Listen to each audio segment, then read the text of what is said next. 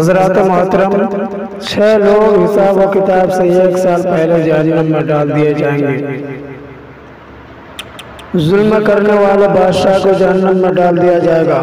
تجارت میں خیانت کرنے والے تاجر کو جہنم میں 1 سال پہلے ڈال دیا جائے گا، اور امیر آدمی کو تکبر کی وجہ سے جہنم میں ڈال دیا جائے گا۔ وہ امیر جو گھمنڈ کرتا ہو، وہ امیر جو تکبر کرتا ہو، اسے 1 سال پہلے جہنم میں ڈال دیا جائے گا۔ جس مفہوم کی طرف یہ حدیث پڑھی تھی، اب میں اس کے جملے کی طرف آ رہا ہوں، اور وہ گوار جو جہالت کی وجہ سے اسے 1 سال پہلے جہنم میں ڈال دیا جائے گا۔ وہ گوار جو تعلیم حاصل نہیں کرتا ہے، وہ گوار جو علم حاصل نہیں کرتا ہے اور برائیوں میں پوری زندگی گزر بسر کر دیتا ہے، اسے اللہ 1 سال پہلے حساب و کتاب سے جہنم میں ڈال دیا جائے گا۔ جہالت کتنا بڑا ظلم ہے، جہالت کتنا بڑا پاپ ہے، جہالت میں کتنا بڑا نقصان ہے۔ اگر آپ کے پاس تعلیم نہیں ہے تو آپ نماز صحیح طریقے سے نہیں پڑھ سکتے۔ اگر آپ کے پاس تعلیم نہیں ہے تو آپ روزہ صحیح طریقے سے نہیں رکھ سکتے۔ اگر آپ کے پاس تعلیم نہیں ہے تو آپ حج کے ارکان صحیح طریقے سے ادا نہیں کر سکتے۔ اگر آپ کے پاس تعلیم نہیں تو آپ زکوٰۃ کو اس کے مستحق سپرد نہیں کر سکتے۔ اگر آپ کے پاس تعلیم نہیں ہے تو آپ بڑوں کا ادب کرنے کا طریقہ نہیں جانیں گے۔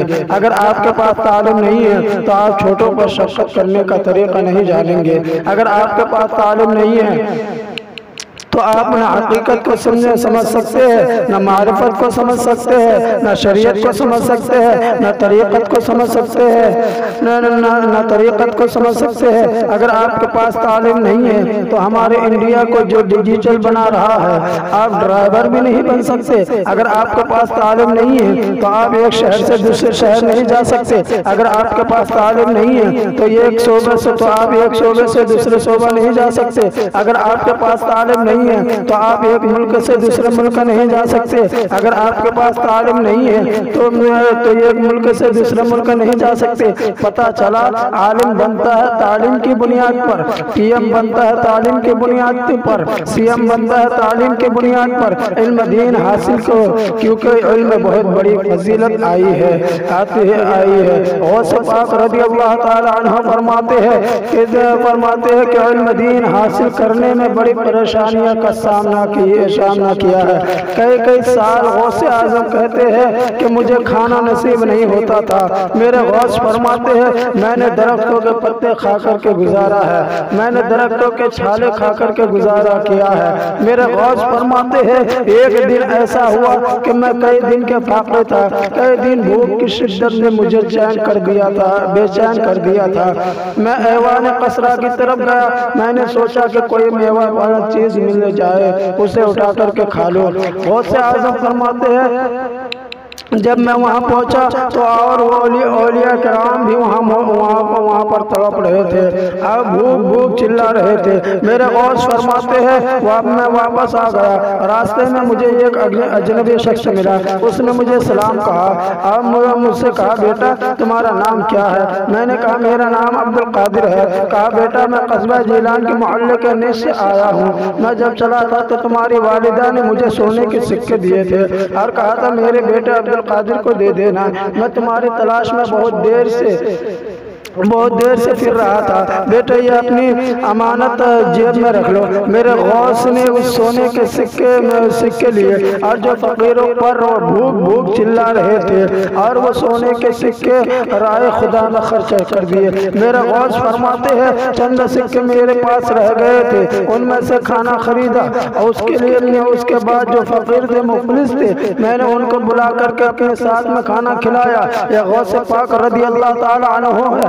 آج ہم دیکھتے ہیں کہ جب غوث اعظم کے جب ہسٹری پڑھتے ہیں، غوث اعظم نے مردوں کو جلا دیا، غوث پاک کو اللہ نے یہ کمال عطا فرمایا، ان کا قدم تمام ولیوں کے گردن پر ہے۔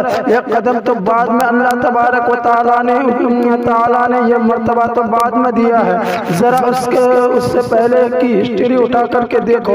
غوث اعظم سے ہم پوچھنا چاہتے ہیں کہ اے میرے غوث اعظم اتنا بڑا مرتبہ آپ کو کیسے ملا ہے؟ اتنی بڑی شان آپ کو کیسے ملا ہے؟ اتنی بڑی عظمت آپ کو کیسے ملی ہے؟ تو میرے غوث فرماتے ہیں درست العلم حتی صرت الخطبہ، میں نے اتنا علم حاصل کیا ہے کہ اللہ نے مجھے قطب بنا دیا ہے، کہ اللہ تبارک و تعالیٰ نے مجھے قطب بنا دیا ہے۔ پتہ چلا سرداری ملتی ہے تو علم سے ملتی ہے، بادشاہت ملتی ہے تو علم سے ملتی ہے، بلند رتبہ ملتا ہے تو علم سے ملتا ہے، بلند عظمت ملتی ہے تو علم دین حاصل کرنے سے ملتی ہے۔ نبی کریم صلی اللہ علیہ وسلم کی چہیتے صحابی داماد پیغمبر حضرت علی شیر خدا فرماتے ہیں العلم میراث الانبیاء والمال میراث الفراعین۔ میرے مولا علی شیر خدا فرماتے ہیں مال فرعون کی میراث ہے، شداد کی میراث ہے، حمال حامان کی میراث ہے، اور علم دین نبیوں کی میراث ہے، یعنی نبیوں کی میراث کو حاصل کرو۔ علم کتنی بڑی دولت ہے، علم کتنی بڑی شان ہے۔ میرے آقا ارشاد فرماتے ہیں جس نے علم دین حاصل کیا فقیہۃ الواحدۃ واحد اشد علی الشیطان من الف عابد، یعنی یہ ایک عالم کی فضیلت شیطان پر 1000 عابدوں سے زیادہ بھاری ہے۔ 1000 عابدوں کو شیطان بہکا سکتا ہے لیکن ایک عالم کو راہ راستے سے شیطان بہکا نہیں سکتا، ہٹا نہیں سکتا۔ حضرات محترم آج کے لیے اتنا کافی۔ السلام علیکم ورحمۃ اللہ۔